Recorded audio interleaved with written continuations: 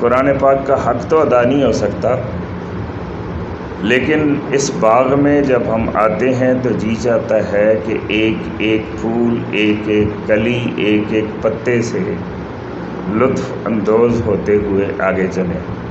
دنیاوی لحاظ سے ویل کا مطلب بربادی، اور اخروی لحاظ سے جہنم کی ایک وادی۔ ویل لکل، یہ کلے کا لفظ کا مطلب ہے کہ یہ اولین اور آخرین سب کے لیے بربادی ہے جو اس مزاج کے ہوں۔ اللہ تبارک و تعالی نے بتا دیا ہے کہ یہ جو ہمزہ اور لمزہ، حماز اور لماز، ان کے انجام کیا ہونے جا رہے ہیں، اس لیے تم نے ایسا نہیں کرنا تاکہ ایسے انجام سے تم بچ سکو۔ یہ وہ ہیں جو مال جمع کرتے ہیں اور گن گن کے رکھتے ہیں۔ اب یہ مال اگر سمجھ جائیں تو پھر آپ ساری بات سمجھ جائیں گے، لیکن مال کو ہم پیسہ سمجھتے ہیں، یہی ہماری غلطی ہے۔ عربی میں قرآن پاک نے مال کو ان معنوں میں استعمال نہیں کیا، بلکہ یہ کہا گیا ہے کہ جو کچھ بھی زمین پر ہے، جو کچھ بھی انسان کے وسائل میں شامل ہے، وہ سب مال ہے۔ بد اخلاقی زبان سے کی جاتی ہے، بدتمیزی زبان سے ہوتی ہے، دوسروں کی توقیر کو رسوا زبان سے کیا جاتا ہے، لوگوں کے دل زبان سے توڑے جاتے ہیں، ماحول کو خراب زبان سے کیا جاتا ہے، غیبت زبان سے کی جاتی ہے، طعنہ زنی زبان سے کی جاتی ہے، عیب جوئی زبان سے کی جاتی ہے، خیال خاطر احباب چاہیے ہر دم، احباب کی طبیعتوں کا لحاظ کرنا چاہیے ہر گھڑی، انیس ٹھیس نہ لگ جائے آپ دینوں کو۔ یہ دل بھی شیشوں کی طرح ہوتے ہیں، ان کو توڑنا نہیں چاہیے۔ کوئی بدماش کھڑا ہو کے برائی کی طرف دعوت دیتا ہے اور وہ مرکز بنا کے جوئے کا اڈا بنا لے، ویڈیو گیمز کا بنا لے، وہ ہیروئن بیچنے کا بنا لے، کسی کو جرأت نہیں ہوتی کہ اس کے منہ پر طعنہ زنی کر سکے۔ طعنہ زنی جب بھی کی جاتی ہے اچھے لوگوں کے خلاف کی جاتی ہے، با اخلاق لوگوں کے خلاف کی جاتی ہے، وہ لوگ جو قابل تعریف ہوتے ہیں، جو اخلاق کے اعلیٰ مرتبہ پہ کھڑے ہوتے ہیں، ان کے خلاف ہی یہ تاریخ ہمیں بتاتی ہے کہ طعنہ زنی انہی کے خلاف ہوئی، حتیٰ کہ انبیاء علیہ السلام کو بھی نادان انسانوں نے بخشا نہیں ہے۔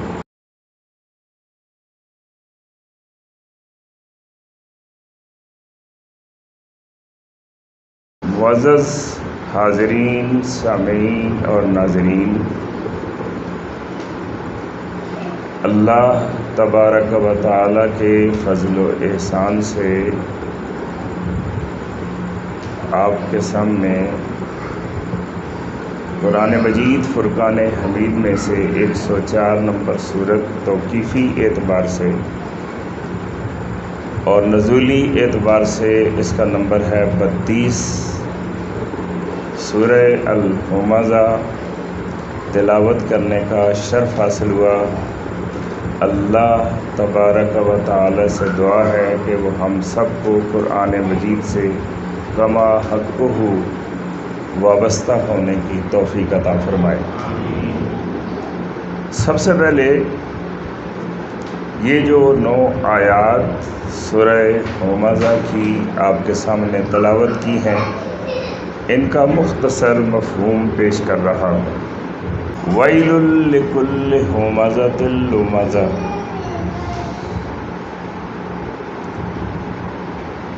ویل ہے، تباہی ہے، بربادی ہے،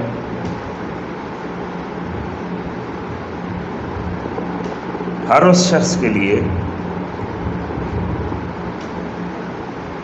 جو منہ پر طعنہ زنی کرتا ہے اور پس پشت عیب جوئی کرتا ہے۔ الذی جمع مالا وعددہ، وہ شخص جس نے مال سمیٹا اور پھر اس کو گن گن کے رکھا، ذخیرہ کیا۔ یحسب ان مالہ اخلدا، وہ حساب لگاتا ہے، خیال کرتا ہے، گمان کرتا ہے کہ اس کا مال اس کو دوام عطا کرے گا، ہمیشگی عطا کرے گا، ہمیشہ باقی رکھے گا۔ کلا، ہرگز نہیں، اس کا یہ اندازہ غلط ہے۔ لَيُنبَذَنَّ فِي الْحُطَمَةِ، بلکہ حقیقت اصلی یہ ہے کہ اس کو حطمہ میں پھینکا جائے گا۔ وَمَا أَدْرَاكَ مَا الْحُطَمَةُ، اور تمہیں پتہ ہی کیا ہے کہ حطمہ کیا ہے؟ نار اللہ الموقدہ، حطمہ اللہ کی جلائی ہوئی، دہکائی ہوئی آگ ہے۔ التی تطلع علی الافئدہ، وہ جو سینوں تک پہنچ جائے گی۔ انہا علیہم مؤصدہ، وہ ان پر موند دی جائے گی، بند کر دی جائے گی، کس دی جائے گی۔ فی عمد ممددہ، لمبے لمبے ستونوں کی شکل میں۔ یہ مختصر مفہوم ہے اور بہت ہی بڑا پیغام اللہ تبارک و تعالیٰ کا انقلاب آفرین۔ اب ہم قرآن پاک کا حق تو ادا نہیں ہو سکتا، لیکن اس باغ میں جب ہم آتے ہیں تو جی چاہتا ہے کہ ایک ایک پھول، ایک ایک کلی، ایک ایک پتے سے لطف اندوز ہوتے ہوئے آگے چلیں۔ تو ایک ایک لفظ کے ساتھ ہم چلتے ہیں، آپ کو پتہ ہے ہمارا طریقہ کار۔ تو آغاز ہوا، ارشاد ہوا ویل۔ ویل حرف زجر بھی ہے، حرف ناش بھی ہے، حرف تنبیہ بھی ہے، لیکن یہ ساری میں نے ٹرمز جو بولی ہیں ان کا مطلب بھی آپ کو بتا دوں۔ حرف زجر اس لیے کہ اس میں ڈانٹ پلائی گئی ہے۔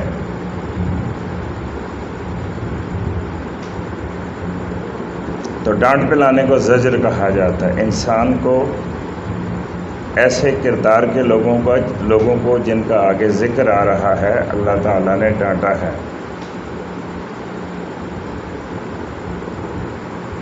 اور حرف ناش، ناش کا مطلب ہوتا ہے روکنا، منع کرنا۔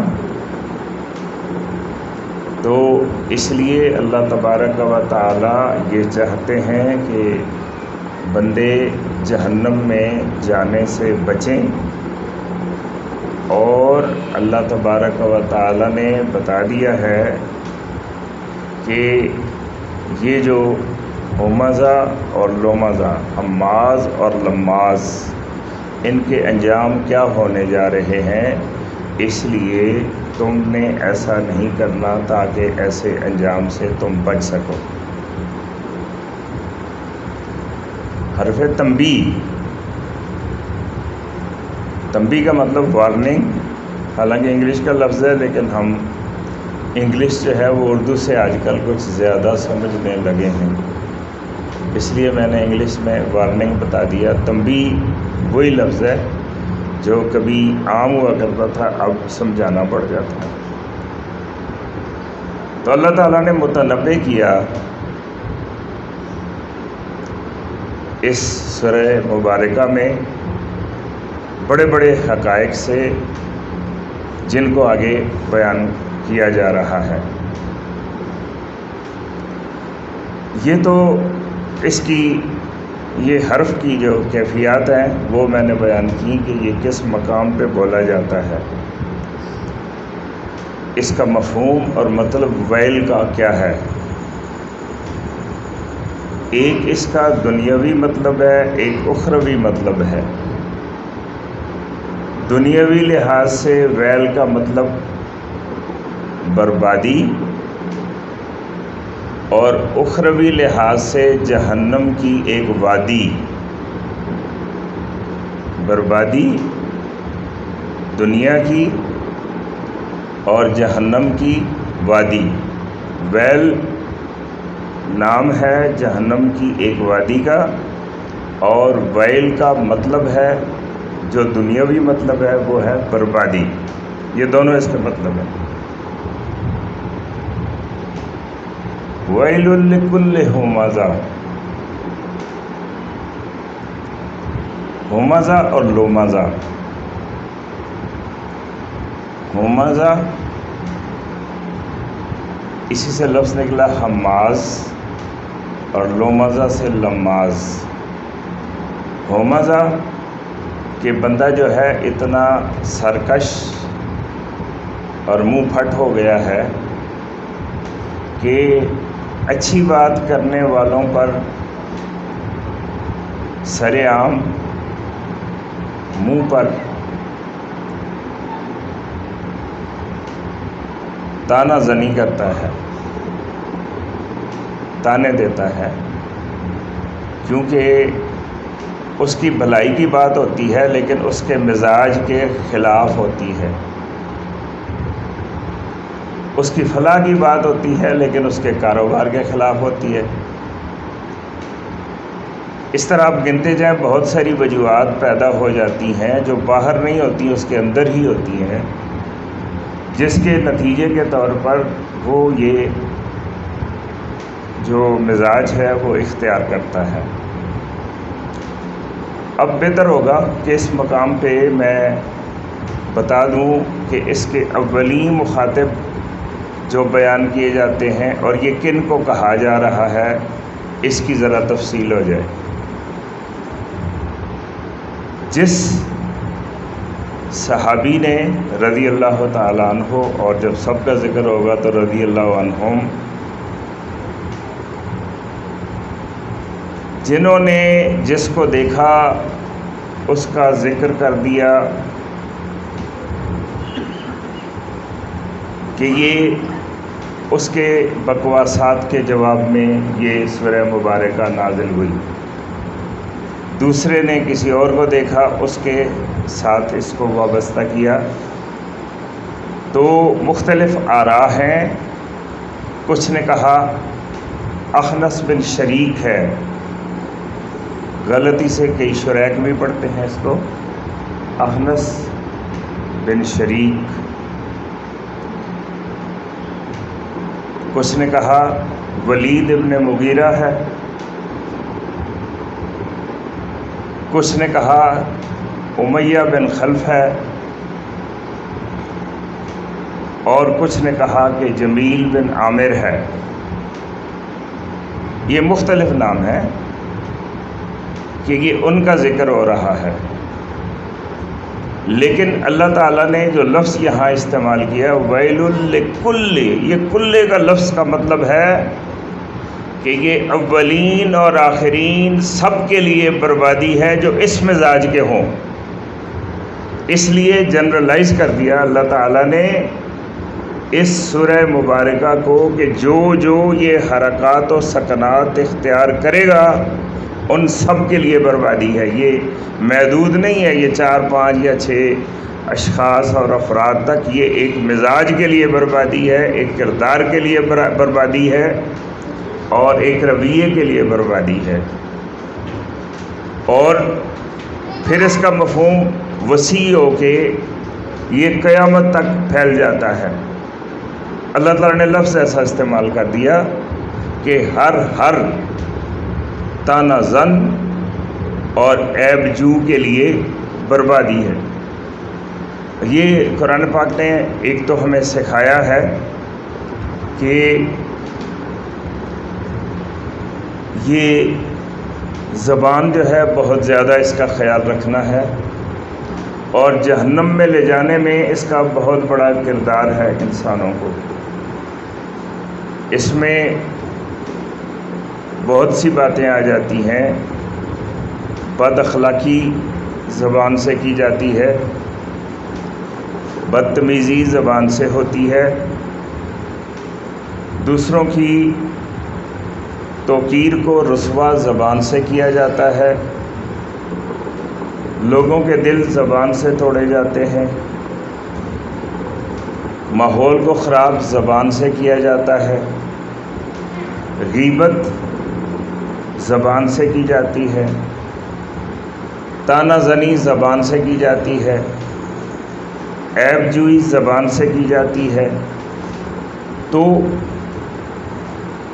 اللہ کے نبی نے ارشاد فرمایا المسلم من سلم المسلمون من لسانہ و یدہ، مسلمان وہ ہے جس کی زبان اور ہاتھ سے دوسرے مسلمان محفوظ رہیں۔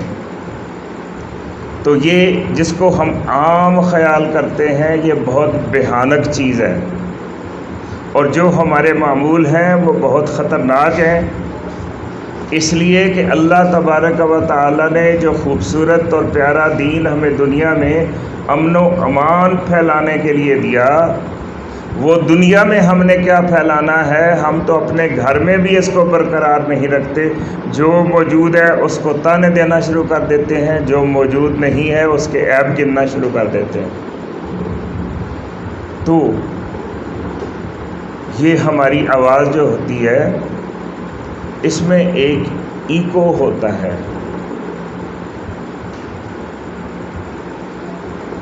یہ آواز لوٹ کے آتی ہے، ٹکرا کے واپس آتی ہے۔ ہم سمجھتے ہیں کہ ہم نے تنہائی میں کی تو بات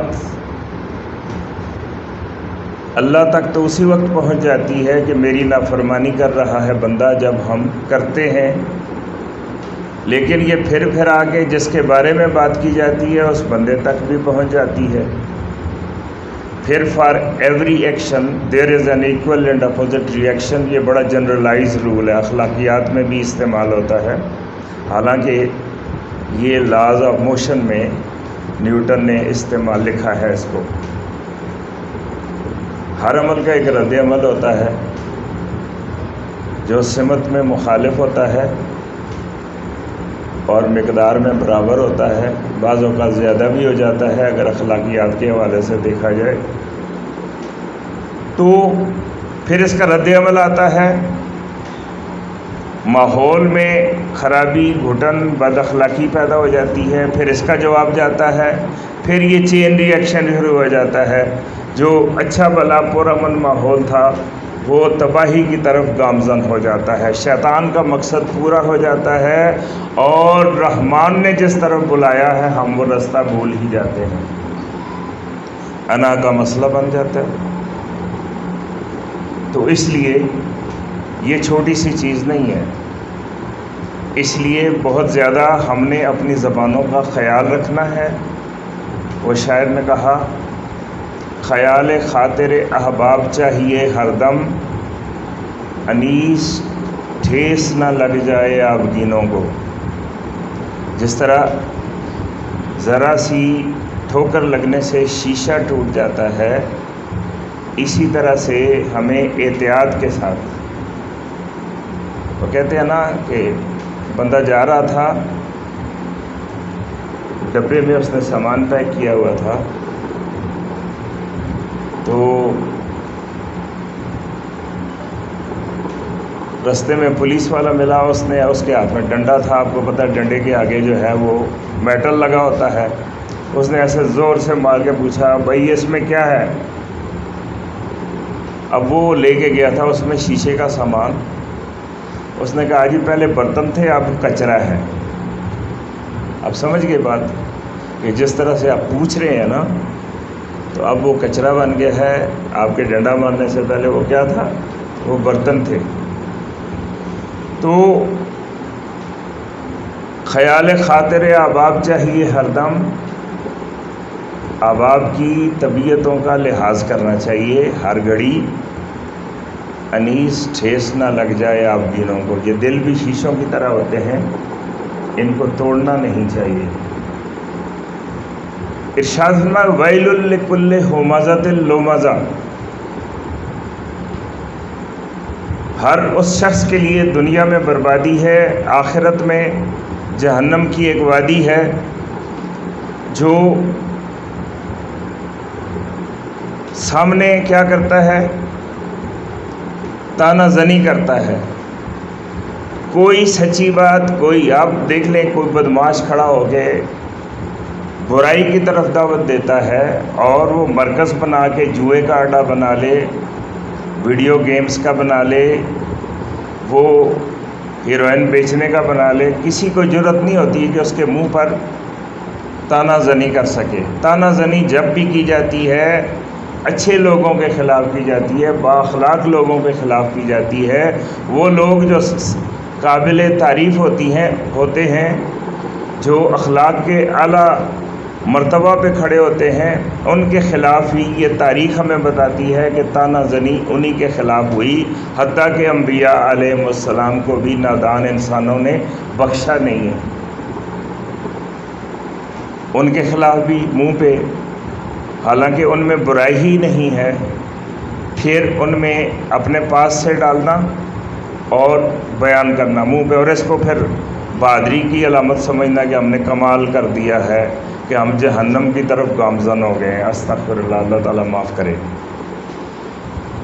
اب اللہ تعالیٰ نے یہ دو برائیاں بیان فرمائیں.